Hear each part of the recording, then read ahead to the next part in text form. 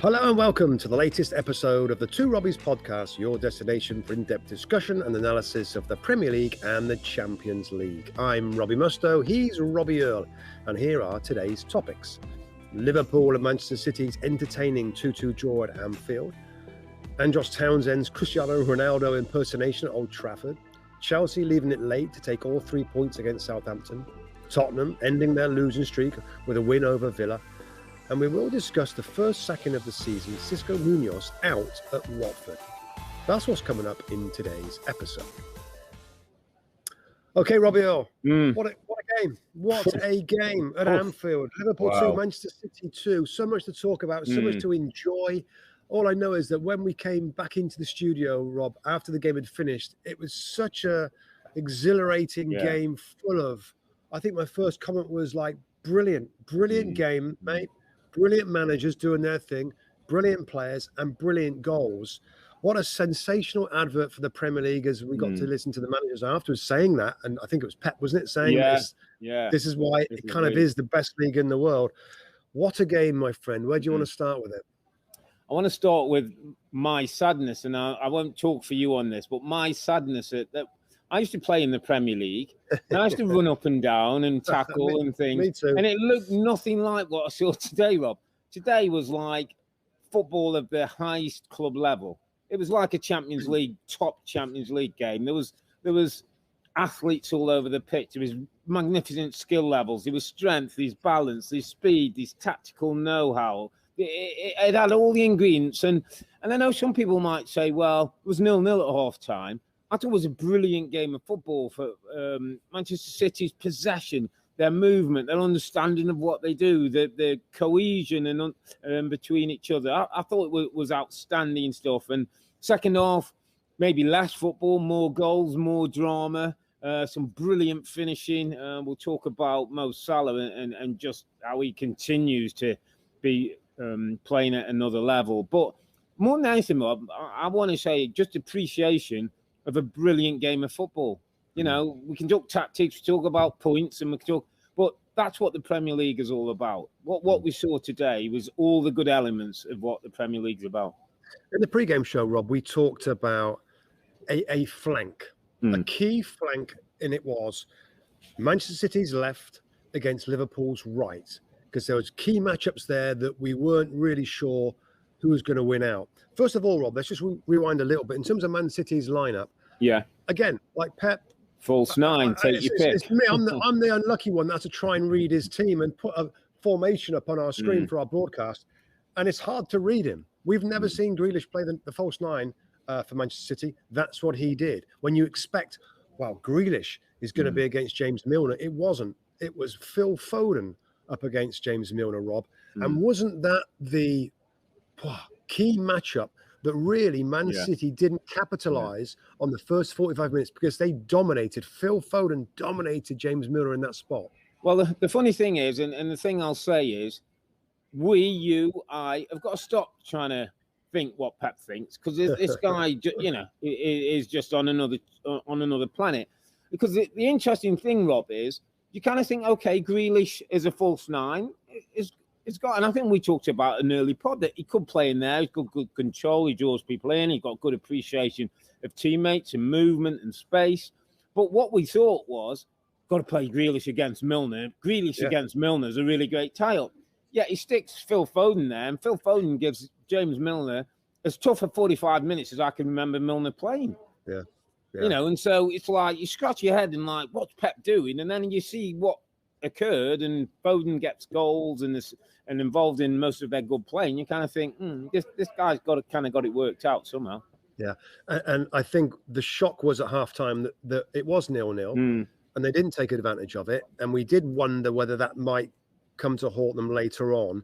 Yeah. And the big decision, Rob, I know at halftime, certainly I think we both agreed that James Milner was a problem. Yeah, that was a problem, and we've speculated whether they might make a change there. There was a couple of options that he could have done. He actually did do one of the options a little later in the game, but he didn't. Now, we'll get on to talk about the tackles of James Milner and the potential red card, etc., etc. Phil Foden did score in that position against Milner. Milner was very close to getting sent off with a second yellow card. Did Jurgen Klopp, Robbie, get away with that decision to keep Milner in that spot? Or was it great management and he fixed the problem at source where it wasn't as much as an issue in the second half? More the second. I think he fixed the problem with a little bit more press, with a little bit more possession, obviously attacking and pinning City back. I think he trusts James Milner. I think that has a lot to do with it, Rob. I think if it's a different individual, I think if it's Gomez, he drags him off. I think if it's, I don't know, somebody else playing there, I think he trusts James Milner. Even with what happened, Rob, even with the fact that he got really lucky not to go down 10 men. Absolutely, because of the thing. And listen, you can't preempt what's going to happen. And he was lucky. He should have got a second yellow card for the foul on Bernardo Silva. It totally changes the game. Yes, you know, if someone say, oh, well, if that was Frank or Ollie and something, we criticise him. I just think it was interesting when he came after the game and spoke to our boys at the on the touchline. He said, interestingly enough, my halftime talk wasn't let's change, let's do. He said, let's play like we're supposed to play. Because if we play like we're supposed to play, we won't be having the problems. And so that's him trusting in his processes, him trusting in the players. And they got a better performance second half. And I kind of think that's who Jurgen Klopp is. It is a bit of a gamble, but I think he's prepared to take that gamble, Rob. Yeah, it worked out. I mean, no question it worked out. They get a point from the game.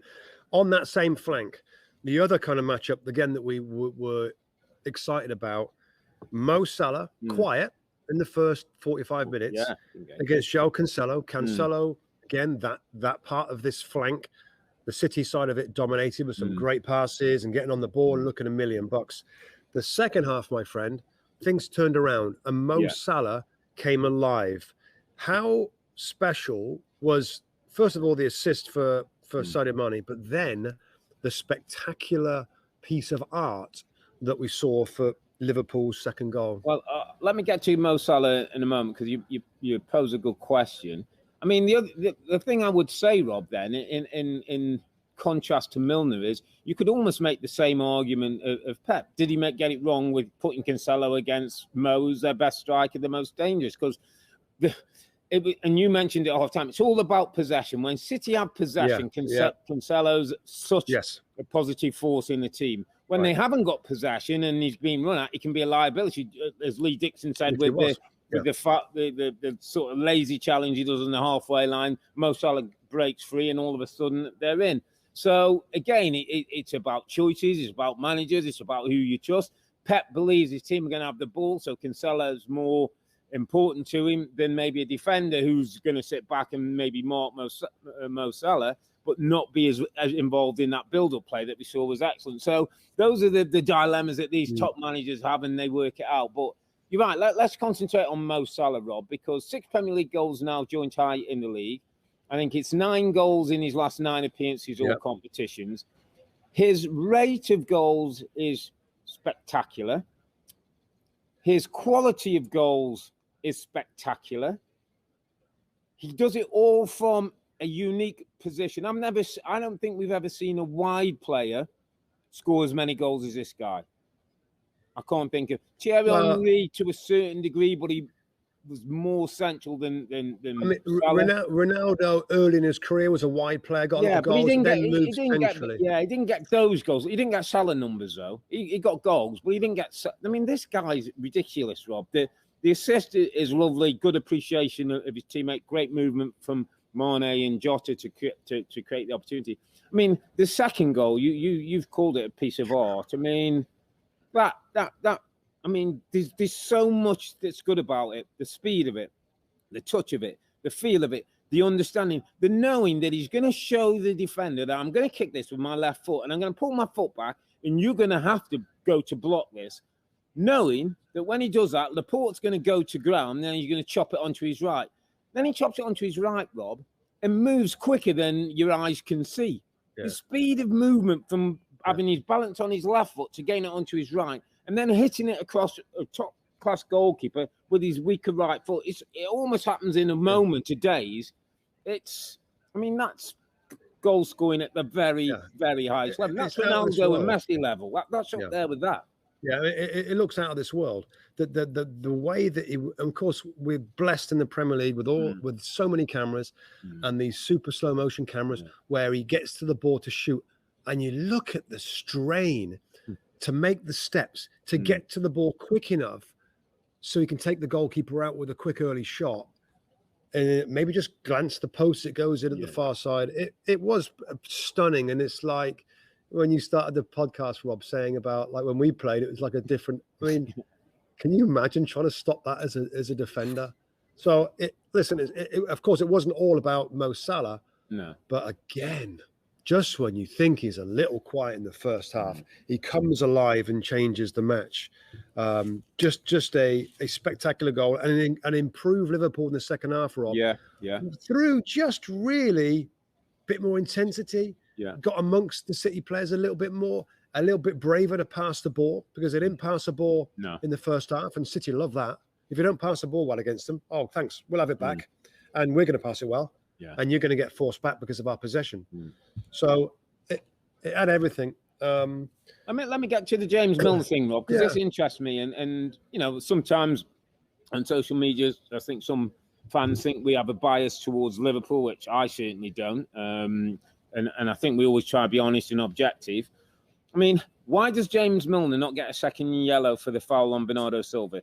Is because it's James Milner? Is it because he's been a great lad? He's got a great career. He's well respected in the game. Does any of that play in? Well, why does James Milner not? And let me think of... I've got an answer for you, but you go ahead. I don't know, Eric Dyer or, I don't know, somebody in another team who's, that's another silly tackle from him. You know, if that's Granit Xhaka for me gets a second yellow card. Gets a second yellow card. Yeah. So why does James Milner not get a second yellow then? Because Paul Tierney, the referee, is not very good. Or Paul Tierney made a awful mistake, and to be fair, and I'm sure our listeners and viewers know this, but because it's a second yellow, it's not VAR check. Only straight reds are checked by VAR. So it's that little... I got to say, I don't like it. I think if it's a second yellow, why not VAR look at it? Because it could lead to a red. Yeah, exactly. I think there's no tweak in the abilities of VAR to get involved. We don't want them involved a lot. No. But second yellows kind of are a big deal. And that was a stonewall yellow card. And again, we don't want to see players get sent off. No, that's not what it was an amazing game of football. And in some ways, everybody's pleased. Well, maybe not the Man City fans were pleased, but it was such a great game of football after that. It was 1-1, Rob. It was 1-1 with about 25 minutes to go.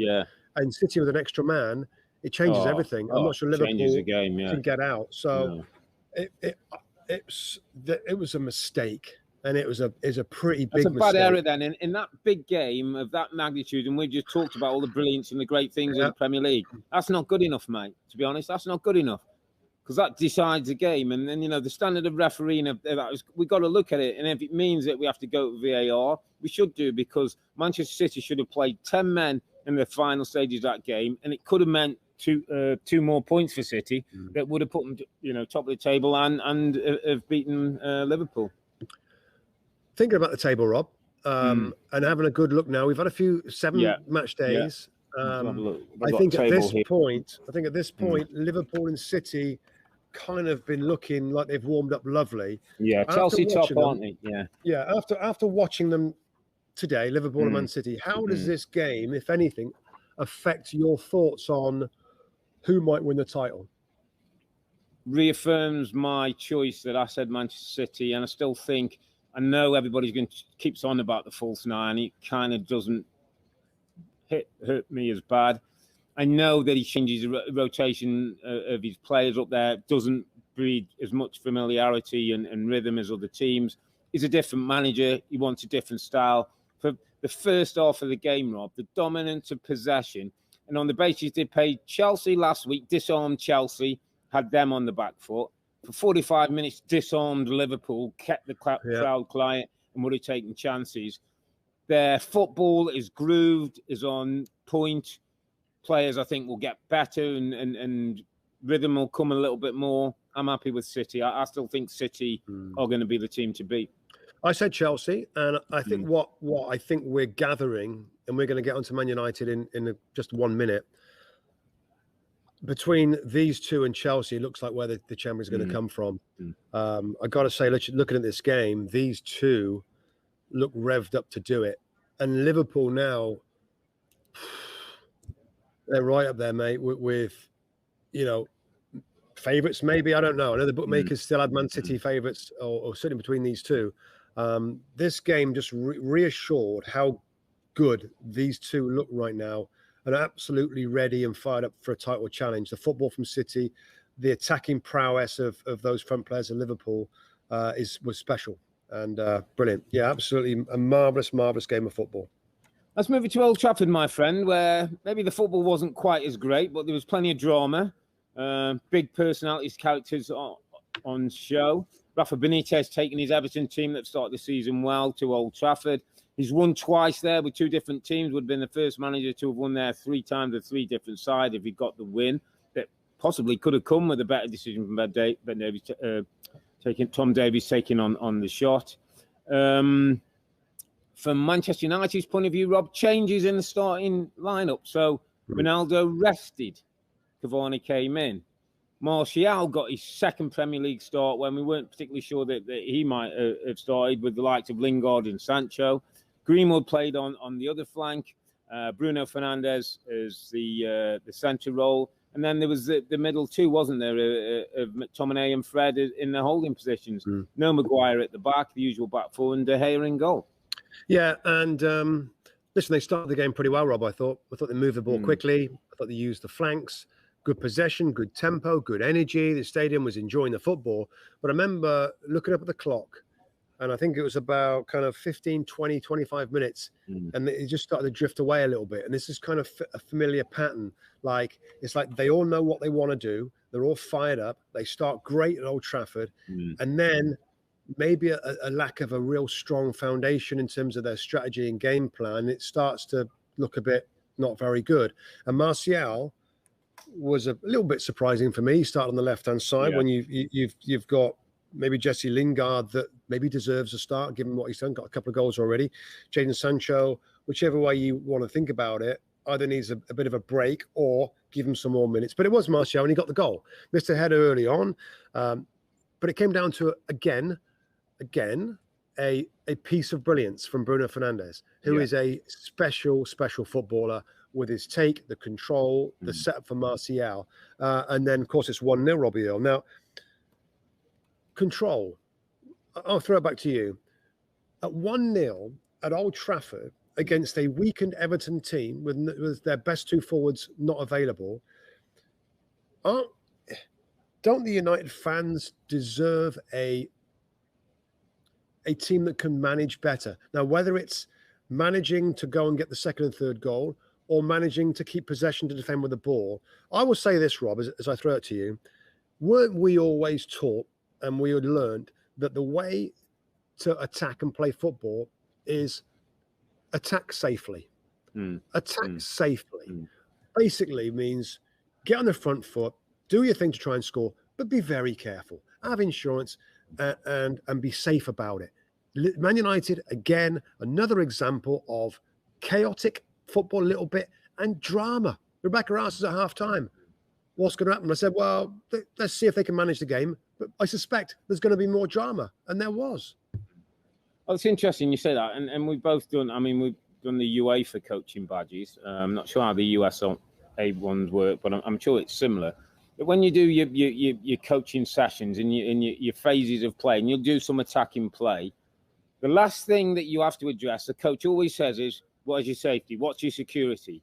And that point being, like, you've got overlapping wingers, that's your session. So you get some balls into the wide players, they come in field, your fullbacks go overlapping, and you're getting crosses in, and you're having chances, and you're coaching that. And then they always say, stop, stand still, what's your security? What basically mean, what if they head it out and they're going to attack you, who have you got? And you have to have sometimes one holding midfield player, or 2 holding midfielders, or a centre-back who's coming in. You work on ways to say, if this breaks down, how am I going to stop the play? Or have to keep it in that half. It seems to me with Ollie, he doesn't think like that.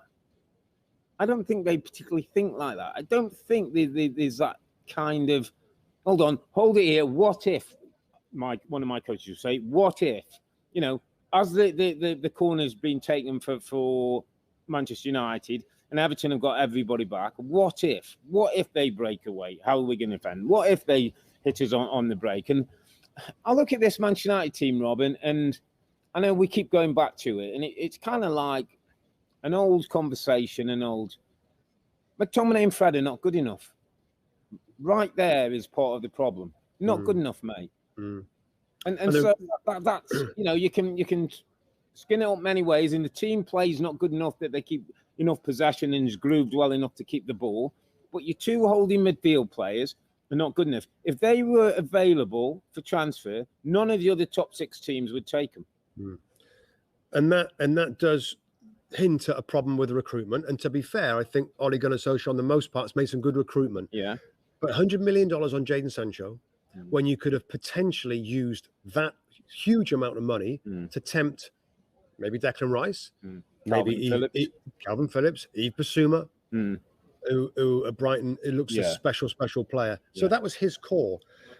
Let me throw and the Fred with the goal, with the counter-attack, with Damari Gray, there's 3 players around that should have been snuffed out. Let me throw this one, Robert, and there's something I read actually on social media about a comparison to Frank Lampard. And you just said it, that maybe Ollie doesn't think about the balance part of it or defensively ready for stuff.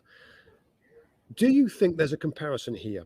Frank Lampard, new players in, different expectation, and he couldn't really get the balance of the team. I remember clearly Rob was talking about it. They look good going forward. They get caught in the counter-attack.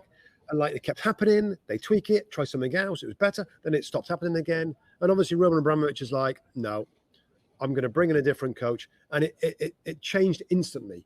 And we're at the situation now where Man United, a very talented squad, we need a different coach to sort of okay, here's my players. I got all these options. Okay, this is what we're going to do. And to end some of this poor management and giving away bad goals defensively, getting caught. It's a really good point in that sometimes you look at the players and, we don't know if it's the players or does the manager go with the same group of players. You look at Chelsea, Rudiger wasn't part of things. Alonso wasn't part of things. Azpilicueta was in and out. All of a sudden they're, regular players having a big part in things. It's the same thing, Rob. I was doing a little bit of research on United and talking, looking at, and I came across a stat that somebody said to me that everyone keeps saying Fred and McTominay are not good enough. And they said, when Sir Alex Ferguson was at Manchester United, I think the famous win was 8-2 against Arsenal. Do you know the 2 holding midfield players that day? Tom Cleverley and Anderson. Said no world beaters. No. But the team was set up in a way, in a structure that those 2 did their job, and they went and won 8 goals. They said, so you can't always, it's not always let's go and buy this, let's go. If they go and buy another holding midfield player, is that it then? Or is there something else? Is there something else then? Is the right back, or is Wan-Bissaka not quite right? I mean, it's this group of players is good enough to go close to winning a title. Should be in a title race, at least down the track. Before we give some love to Everton, Rob, just one last point from me. And it was funny because I was with my son and we were looking at this United squad. There's a ton of options, by the way. How about trying something different? How about trying McTominay as a holding player and having a 3-man midfield that might be Pogba, could be Bruno, could be Donny van der Beek, or 3 at the back with wing backs and play 2 up front. How about Cavani and Ronaldo? Or how about Greenwood in and around Ronaldo? There's a ton of options that the manager, I'm not saying that he starts chopping and changing all the time, but with this amount of quality players, like Tuchel, he went in there and okay, with what we've got here, 3 at the back, how about 2 holding players? So he stopped the counter-attacks. It might be the similar at Man United. Go with 3 centre-backs, 2 holding players, and let everybody else go forward. What I'm saying is there's other options. And the 4-2-3-1 all the time puts Pogba in a funny spot. Don't trust him in the middle. There's other systems to try and utilise what he's got. And I wouldn't mind seeing a little bit of something different from Ole going forward. I'll tell you one man who does know his systems, who does set his team as well, Rafa Benitez, Rob, deserves some huge credit. Everton sit 5th in the league, only 2 points behind the top teams. They played. I remember seeing this result. They played a pre-season friendly against Manchester United. Got beat 4-0 Everton, and there was a lot of talk on social media and a few of the blogs and that. Rafa, he's a Liverpool manager. He's not the right guy. The football wasn't going well, and there was. I think people were expecting, a bad start and get him out pretty quickly. There was, that kind of talk. But I think even the hard-nosed Everton fans would have to say that he's organised his team. There's a nice system of play.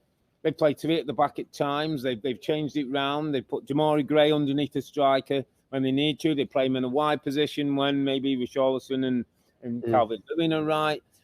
There's a system of play, Rob. There's an understanding. He pays $2 million for Demarai Gray, who looks 10 times better at the moment than Jadon Sancho. I know it's early, but I'm making comparison of like for like, wide players, young wide players.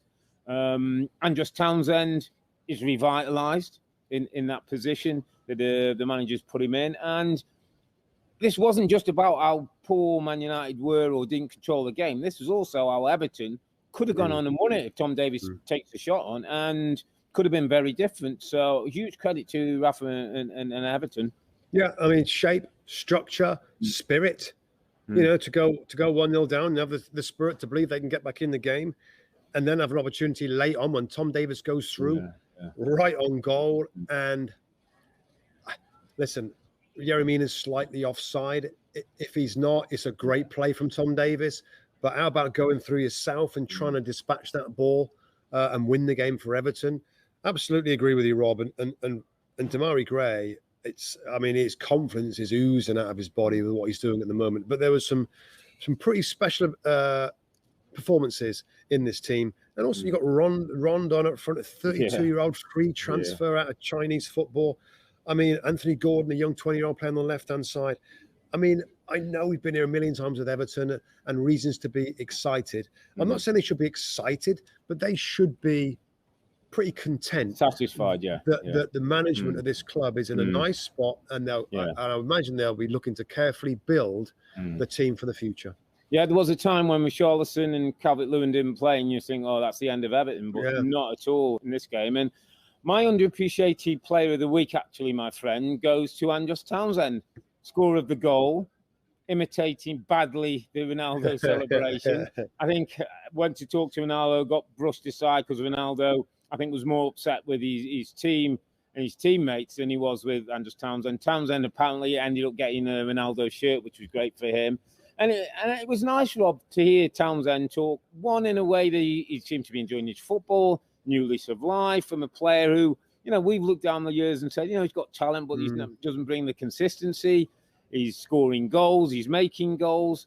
He talked glowingly of working with Rafa and the responsibility and having a bit of pressure to win games now more so and have the ball that maybe more than he did at Crystal Palace. And the other thing that I thought was nice from Andros Townsend was his appreciation of Cristiano Ronaldo. How he said how this guy is somebody I've looked up to, the way he works, the way he goes about his business. I thought for a modern day current professional to do that to another was I thought it was a bit of class, actually. And he continued to grow on me, Andros Townsend. Well, you know what? We'll give credit when credit's due, mate. And I don't mind putting my hand up and saying when I was wrong. I remember saying, whether on a podcast or in the studio, that Andros Townsend, a 30-year-old free transfer from Crystal Palace, was a nothing signing. It was like, what, that's what I thought and I said at the time. Yeah. And fair play to Andros Townsend. By the way, what a lovely guy he is. What a smart and a great guy and a great talker he is afterwards. 3 goals now, isn't it? And 2 assists in 7 appearances. For nothing, for a free transfer on the right-hand side. Is brilliant. And I love the respect he has for the manager as well. He's loving life. He's loving being a part of a team that's at the top end of the table and not the other end, which he's had before at Palace and Newcastle United. So great shout. Totally deserved. I underappreciated him, and it's great to see him doing so well at Everton. Absolutely. Let's move it on to Stamford Bridge, my friend, where we got an eventful game. Chelsea versus Southampton. Looked like it's going to be one of those Timo Werner days where the goal doesn't go in. The ball is not going to go in the net for a number of reasons, but we had all kinds of incidents in the game. Chelsea managed to find a way, Rob, to win the game 3-1, a little bit courtesy of a kind of dubious red card and maybe James Ward-Prowse with a yellow card that was upgraded to a red due to VAR. I know you were particularly unhappy with that. You were watching that game. But Thomas Tuchel's team deserved the points? Yeah, they did. At the end, they took advantage of a call, which I thought was a questionable call, really. The yellow card for me was accurate enough. It wasn't a clear and obvious error where VAR should have said, well, hang on a minute, oh, you give me yellow, but come on, this is a red. It's a yellow and a half challenge, right? So if he gives a red or a yellow, it's not clear and obviously wrong. So listen, we talk about it's all individual, it's a subjective nature of these calls, and some you're going to get, some you aren't going to get. I just feel particularly for Southampton in this game because, a team that's struggling, they don't have to show some spirit. They don't have to have a go. They don't have to press and try and play their football to create their own chances. And that obviously made all the difference. But that's when Tuchel and Chelsea took over, Rob. And some of the passing and getting in behind those Southampton defenders, the final ball in, those two strikers like rushing in on the goal. Of course, finally, Timo Werner gets his goal. And then a really nice strike from Ben Chilwell. They get it done. And from 1-0, it wasn't managed perfectly, but they win 3-1. We just talked about Man United being 1-0 up, and they found a way not to win the game. So, Chelsea are not super slick at the moment. Obviously, Timo Werner's getting a bit of a run in the side. Yeah. Callum Hudson-Odoi got a shift as well as one of those front players. They could do with Mason Mount, who of course did come into this game. On, didn't he? Yeah. And Christian Pulisic.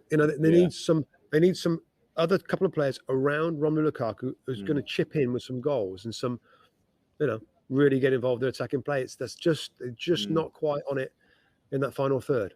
Just noticed, before watching Chelsea, and I've seen his name come up, Ruben Loftus-Cheek, my friend. And I've got a friend who's close at Crystal Palace. He was on loan there maybe about 18 months ago now, Loftus-Cheek, as a young Chelsea professional who couldn't make it into the team then. I think it might have been under Frank, early days of Frank. And he went on loan to Crystal Palace for a while. We saw him at Fulham last season. And my friend said, when you see him day in, day out in training, his words were, he's got everything. Yeah. He can run, he can head, he can pass, he can score, he's got good physicality, and he's a good athlete. He said all the things you want in a modern-day midfield player there. He said, just hasn't quite got the mentality and the rhythm of playing games and having a knock sometimes and keep on playing games. He said he needs reps. He said if he gets reps, he said he's a real talent. Now, I suppose the worry I would have for Loftus-Cheek in a team like Chelsea is if you get in, it's hard to stay in, and you're not going to get enough reps to kind of show the manager what you're all about. How difficult it's difficult for these young players, Rob, who's English, who's come through an academy, who's maybe not quite seen as part of the first 11, 12, 13. Where's he going to play his football? Where's his career going to come? Is it at Chelsea? Is he that level, or might he have to drop down and play on a regular basis? If he wants to start getting 400 or 500 Premier League games under his belt at the end of his career, he's going to have to start playing somewhere. So you say, or was it Brighty? Who was it your friendly was saying about? Brighty. Yeah. Brighty's at Crystal Palace. So he can't have everything, Rob, can he? I think I agree. He needs to play and learn the game a bit. He's not 18, 19 years of age anymore, is he? Many games, has he? In games, Rob, where after a while, sometimes you get to an hour and you're a bit tired and you have to get through it. Sometimes to sit in. Sometimes the game's being played. These things you learn as you play. I mean, I was fortunate. I played from 17 professionally. So by the time I was 21, I had a good knowledge of and understanding. Some of these kids have only played youth football for a lot of the game. Do you know there's a little comparison, Rob, I want to make, and we're going to try and get into the reasons for it.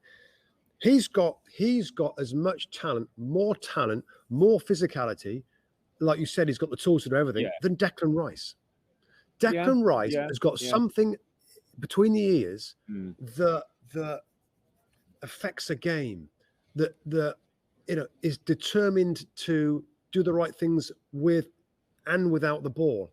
I don't know whether Ruben Loftus-Cheek has the wherewithal to constantly affect the game on all sides of it. As a midfield player, it's a good comparison. You've got, you know what I mean? In terms of tools, Loftus-Cheek's got everything.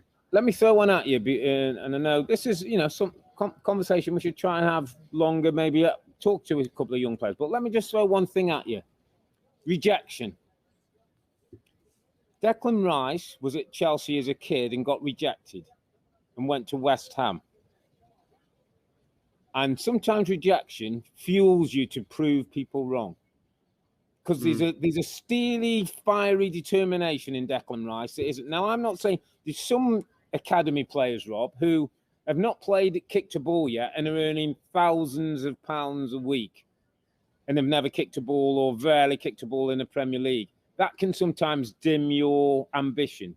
And I'm not one to say don't pay the players. All I'm saying is make sure the balance is right. And so that hunger, the Declan Rice hunger is there, even if you're at a club and, being successful coming through the academy. Shouldn't just be a rejection that you almost like, right, I'm going to show you. I'm going to prove you wrong.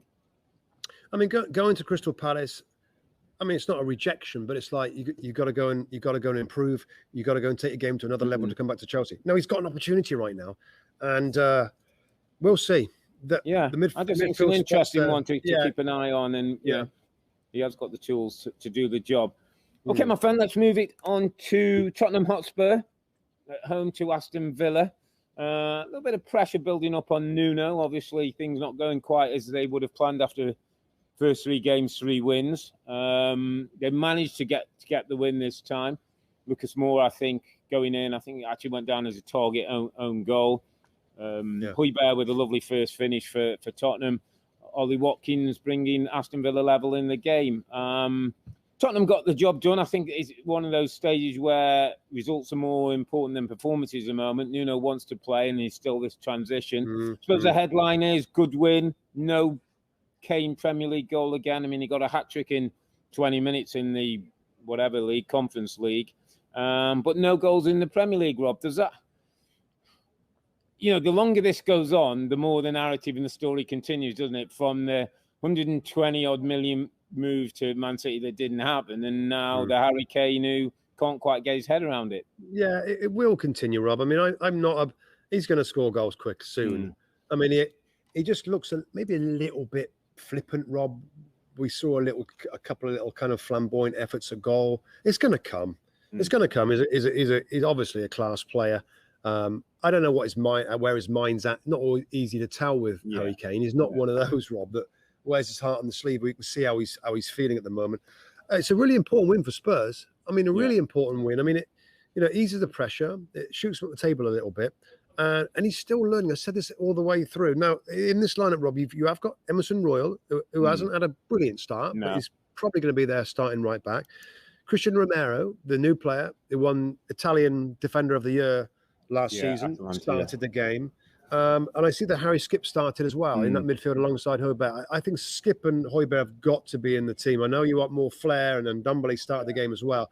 He's still working through it, Rob, and I think let's give him some more time, some more games. Take a look again. Aston Villa are a dangerous team, particularly away from home. The counter-attacking of those Ings and Ollie Watkins. Watkins scored a really good goal, and then a couple of close attempts as well. That's a good win. That's a good win, and I think that just eases a little bit of pressure and gives him some more time and confidence to again work through who he wants to use regularly. Dele Alli left out, hasn't done much.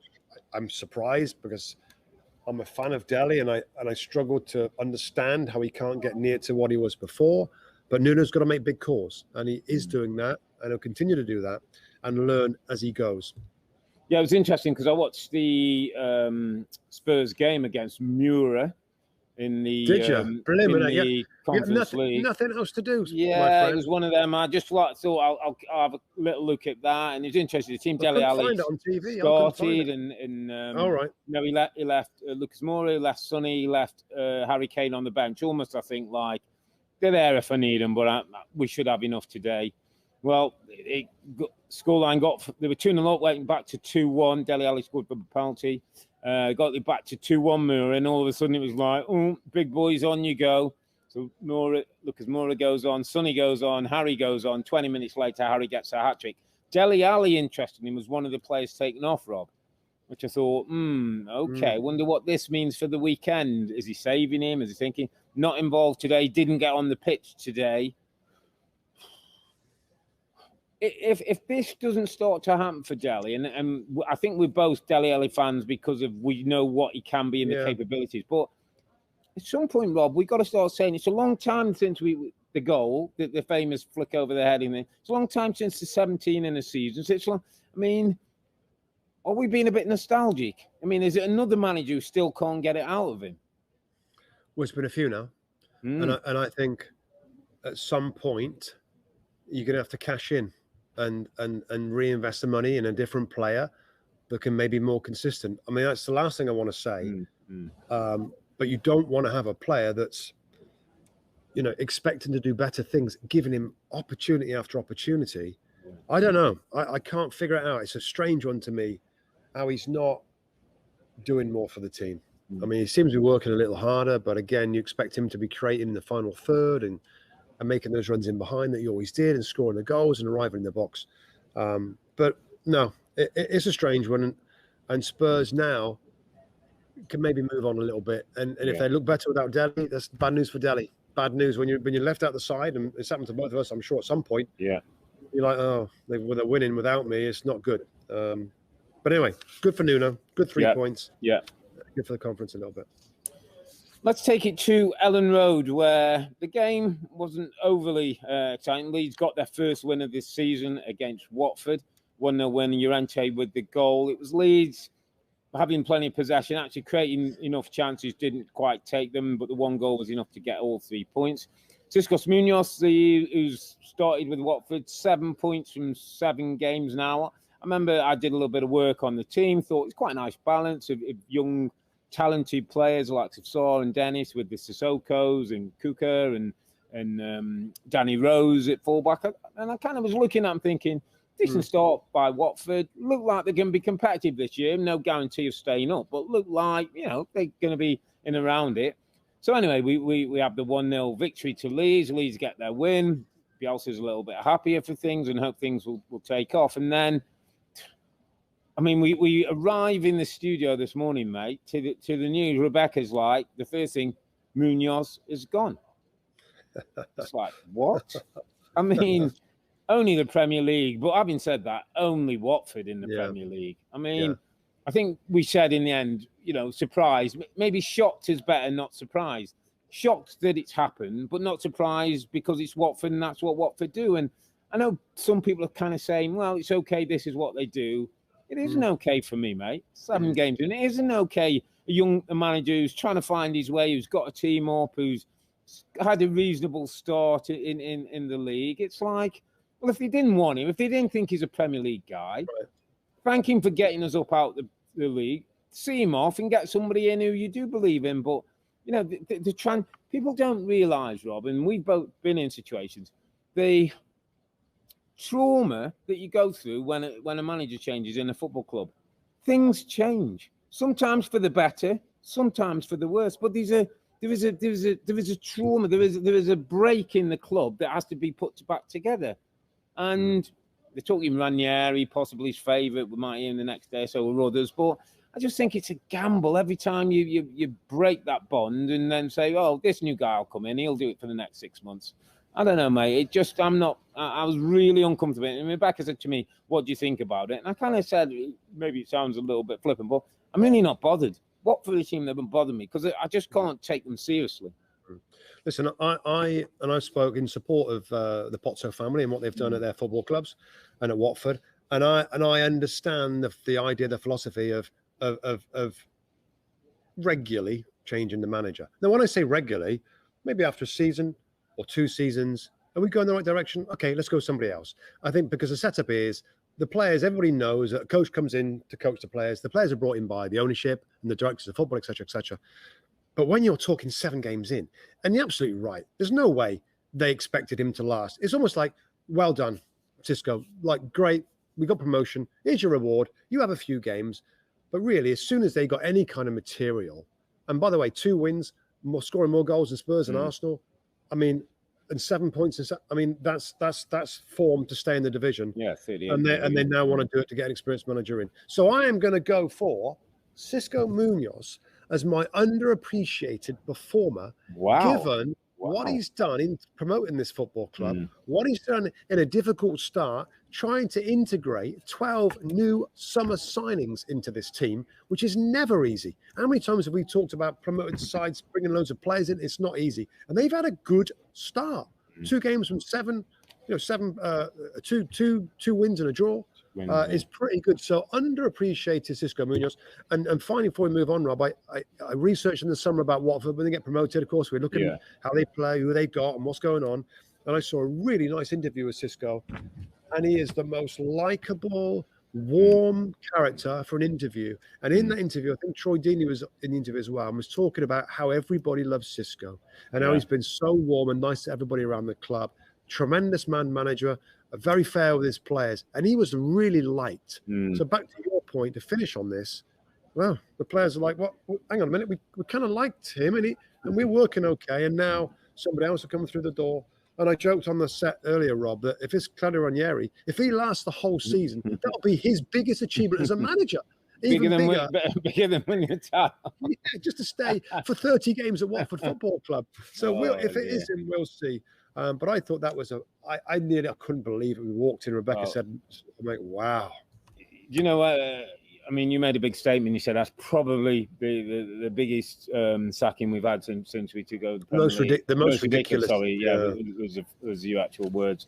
And I almost, it's almost like this club's become a bit of a figure of fun, and that's why I chucked in like, listen, Ted Lasso might be there on Monday. I mean, it's just like anything could happen with these lot. They might have watched this series and think he's got some good qualities. Ted Lasso, let's bring him into Watford. So we'll wait and see over the next couple of days who gets that job, mate. But, I wouldn't be moving house and, bringing the family with you because it might not be for too long. Let's take things down to Selhurst Park, where we had a really interesting game. I mean, Patrick Vieira is somebody we know, played against, got a little, relationship with, and soon I get a chance to go to England, I'll probably go down to Palace and try and watch a bit of training, have a chat to Patrick, see what he's thinking. So I've almost got this fascination with what's Patrick Vieira, the Premier League manager, about at his team there. There's been a lot of changes. He's put in some young players. They're trying to change his style of play and system. And they found themselves 2-0 down, Rob, to a Leicester team that's had a bit of a struggle of late in results across all competitions in Europa and in the Premier League. But Leicester got themselves 2-0 up. Iheanacho and Vardy, the two strikers, getting a goal apiece. And at 2-0, I'm not sure we saw 2-2 with Palace coming back and looking the more likely to win it. No, game of two halves. And I think the goals came for Leicester on the back of mistakes from Palace in their attempt to play out from the back, and this kind of style change that Vieira wants to bring. And I got to say, on the balance of things, it's doing all right. I know today, the 2 goals conceded, the mistake from Joaquin Anderson for the first goal, they were a little bit advanced for the second goal for Jamie Vardy, but I am liking what I'm seeing. We worried about them because of the amount of change, new manager, new players, new style change, new philosophy. And all those changes, I think the fans have enjoyed it, Rob. And you can sense around Selhurst Park, there's a good vibe and a feel around the football club at the moment. And that's why the second half was so important.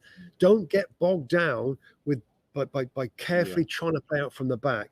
That's the way they're going to go, and that's fine. But don't get bogged down. Second half, they weren't. They moved it through forward, and they kept on the front foot. They kept the game in Leicester's half. They didn't have to risk playing through the back in bad areas where they could make mistakes, and it cost them, which did in the first half. So great comeback. Michael Olise looks really, really good. Abache Eze's to come back in the team as well. Odegaard up front, Odson Edouard up front. Maybe we'll get better with time. I like what I'm seeing, but of course, the league table doesn't lie, and they just got to be careful that, again, 2 goals here conceded were avoidable. If they brush up on that with the attacking talent that they've got, I think they're going to be absolutely fine. Yeah, and I'm pleased for Patrick because I've seen in a few of the games now this season, and they probably performed better than the points. I thought it was important they got a point something out of today, having, disappointingly drew with Brighton last kick of the game, almost for the Mope equaliser. Delighted that he puts 2 substitutes on, and one of them's brave, Rob, by the way. Conor Gallagher, to take him off and put Jeffrey Slupp on. Gallagher's been the life, got the goals and made it happen, and he's decided that maybe, he might be feeling a bit tired or he wants to go a slightly different way, and Slupp comes up with a goal, which will be satisfying for him and a bit reassuring. And if I was a Palace fan right now, I'd be feeling pretty good about things to a certain degree. Yeah, I think so. We should be okay, and maybe some exciting different times ahead. We know Roy, what he did and how he did it. He was brilliant and lots of respect. But certainly for Crystal Palace, I think the future looks bright, and Patrick seems to be enjoying the job and getting his message across to the young players. Manager who Rob has had a bit of a tricky time of late. And I heard last week, and whether it was Lookman because Lookman came off or because Maddison came on, but the Leicester fans booed Brendan Rodgers or booed the situation last week. I'm not quite sure which of it was, but things not quite as we've expected from the King Power with Brendan. No, it's surprising, isn't it? I mean, we know Johnny Evans is important. We know that Wesley Fofana having that bad injury was a blow, but I still didn't kind of see this struggle and looks like there's a lack of excitement, Rob. And it's just something, and I'll get your take on it, Rob. I sometimes feel Brendan Rodgers, when he first goes into a club and he brings in these lovely fresh ideas and he works really well with young players, there's a freshness about the team and the way that they play, and he's good tactically. But maybe after a little while, does that sparkle seem to go, and does he need to kind of motivate and make the team perform in a different way? Is there something in him as a coach, Rob, that's lacking, or is this a load of overthinking it, and they're in a bit of bad form at the moment, or a bad moment, as they say nowadays, and they will get through it and shoot up the league? I mean, it's an interesting question. It's an honest question. I still believe in him. I think I understand with the newness and freshness, and you do get that, and maybe someone suggested it's that the reason why he hasn't had a big six job is because there's a period where it does all go good and then it drops off a bit flat. I think injuries have played a big part. Johnny Evans is hugely important for Fofana. We'll think, defending, they haven't defended well. So Soyuncu's not looked anywhere near as safe and secure when he's had to be the lead man with a different partner. James Maddison, his form's dropped off. Don't quite know what's going on there from possibly going to Arsenal. Arsenal in the summer, can't get in the team. Ademola Lookman looks a better, more brighter creative force in the midfield. Vardy continues to get goals. So I'm not going to be as down, and I believe in Brendan. I think he's a good coach. I think he'll find a way to work it out as players get better. But yeah, a little test for him. Listen, I was saying it's a test for Patrick Vieira this season, and his management and his learning and his handling of situations. Even more experienced managers. Brendan Rodgers won many things up in Scotland, had good success in English football before taking Liverpool close, but he's got to now show he can be a good manager again at the King Power. Yeah, and defensively, said before the game in his press conference that we got to get better defensively. That's not better. So again, work to do. Just a quick, again, Jamie Vardy continues to amaze me, really, with his sharpness and his hunger and desire. At 34 years of age, he's got 6 goals now, Robin. I mean, 7 Premier League, 6 goals in a team that's not doing great. I think he's an inspirational type of player. I got to say that. Maybe because he's got started in the pro game a little late, but continues to do the business. Absolutely. I tell you, he continues to do the business. Thomas Frank's Brentford, by the way. I mean, I think, people who'd watched and I'd seen a bit of them in the Championship, and I know they got beaten in the playoffs last time around and disappointment, and then they made it this time. And I think everybody saw there's a story in Brentford, a little bit, not condescending, but, little Brentford, small ground, they're going to have a good go, and hopefully they might be able to scrape their way in. Yeah. I don't think there's any scraping going on this season with Brentford, from what I've seen from 7 games, mate. No scraping at all. No, and just the way that they're playing it's impressive. It's impressive, and the continuity defensively has been pretty strong. Just Christoph Aya coming from Celtic, that's plays a little bit. It didn't start this game. And through midfield, Christian Norgard, Rob, I think we're going to enjoy, and fans are going to enjoy how he plays. He's one to watch. If you're watching Brentford, everybody talks about it, and we talk about Ivan Toney and Brian Mbomo, but just watch for the holding midfield player. Number 6, Christian Norgard, can really, really play. And the manager, Thomas Frank, is smart, is intelligent, and he's doing what he said he was going to do. Attack as long as they can attack, try and play entertaining football, but they've got a nice balance, Rob, between trying to play through and the option of going up to those front two. A system that they've grew from last year. Some canny signings. I mean, Johan Wissa. I mean, what the heck? Like, comes on and scores every time, it seems, at the moment. So, I mean, that is a result. And looking at the way they scored the last goal, they're on the front foot. They're trying to take the game to win game in injury time. It's 90 minutes on the clock. Set piece comes in and they get it done. So, brilliant story.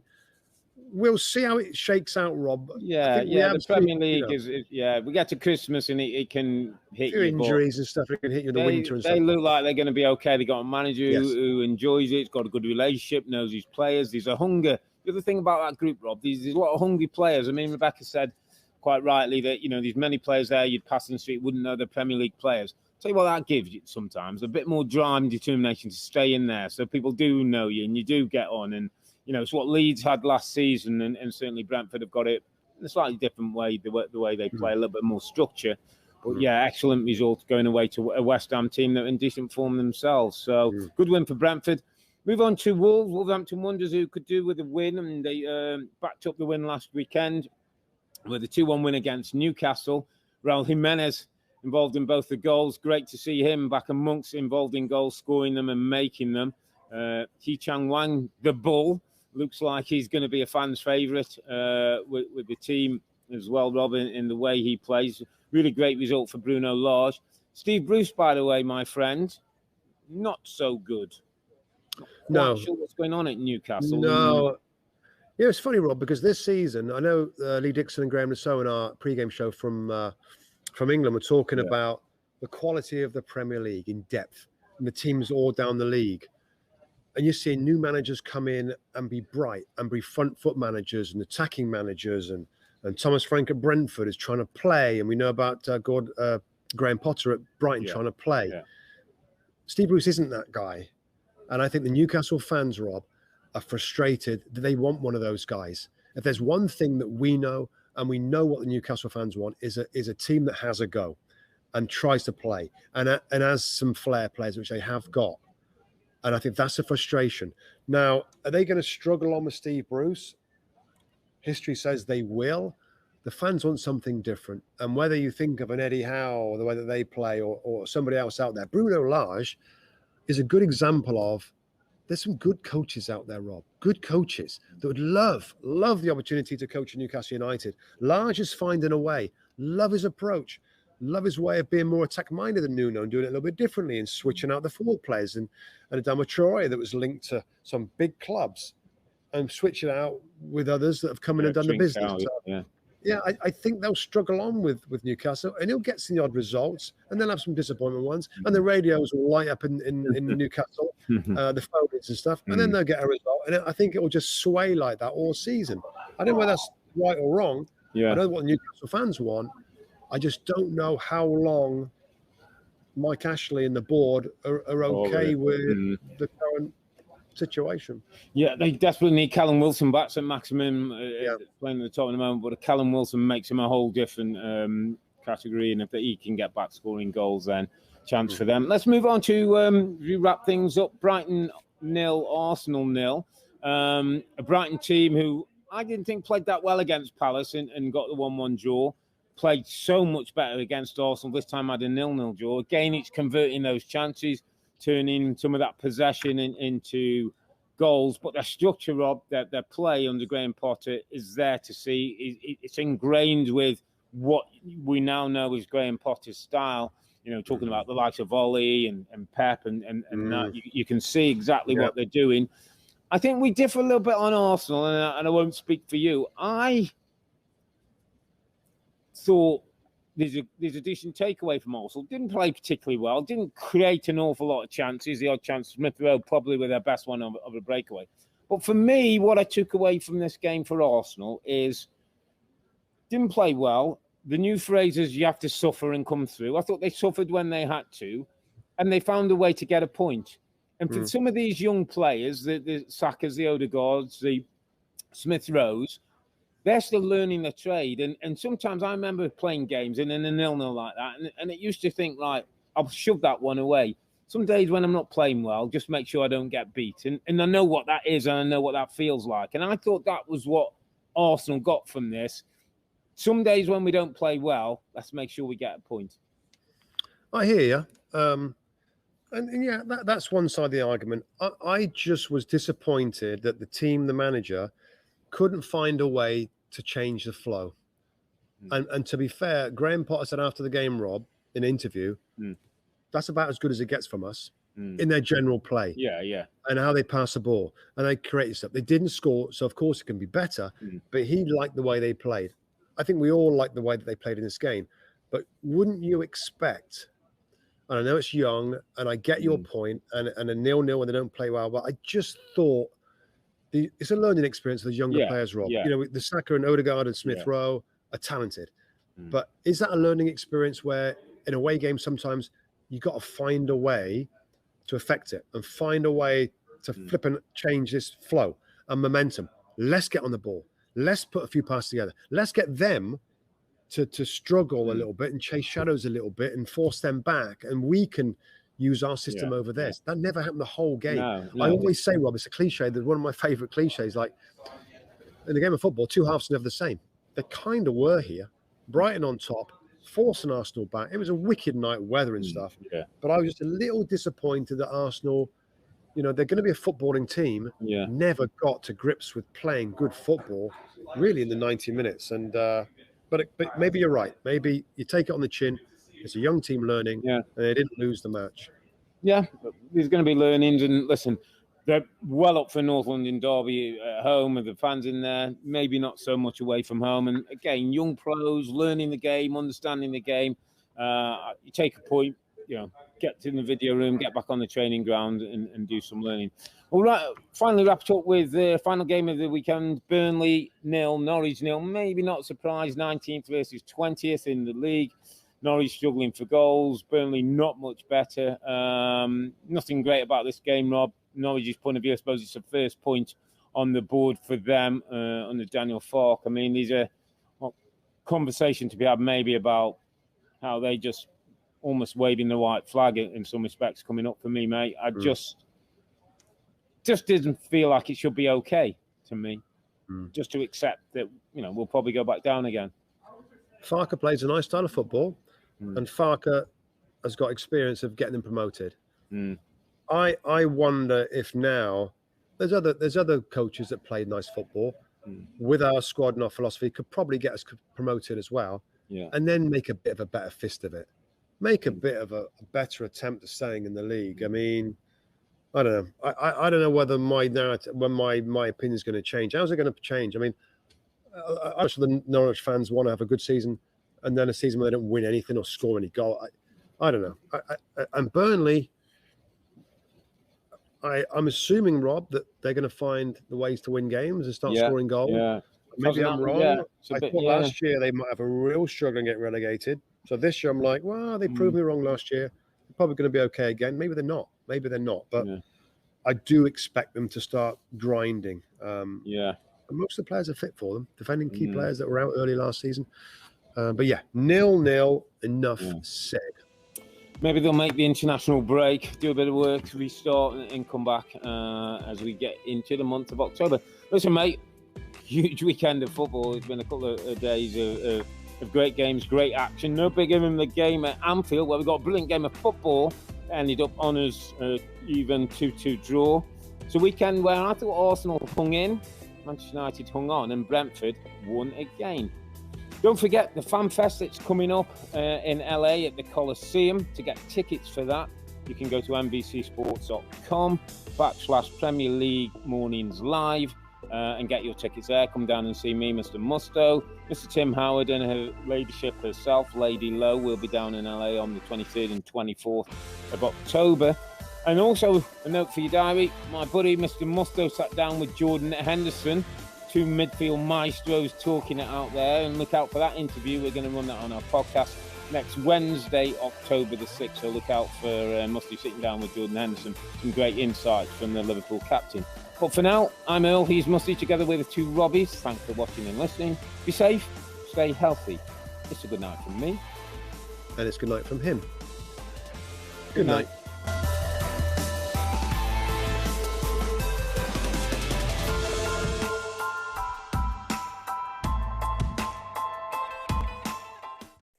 Hi there, I'm Rebecca Lowe, studio host for NBC's coverage of the Premier League. Don't forget to hit subscribe to watch highlights all season long, and be sure to tune in for Premier League mornings every weekend at 7 a.m. Eastern. And for even more content, head over to Peacock, where we've got live games, original series and a dedicated round-the-clock Premier League channel featuring studio shows, classic matches and much more.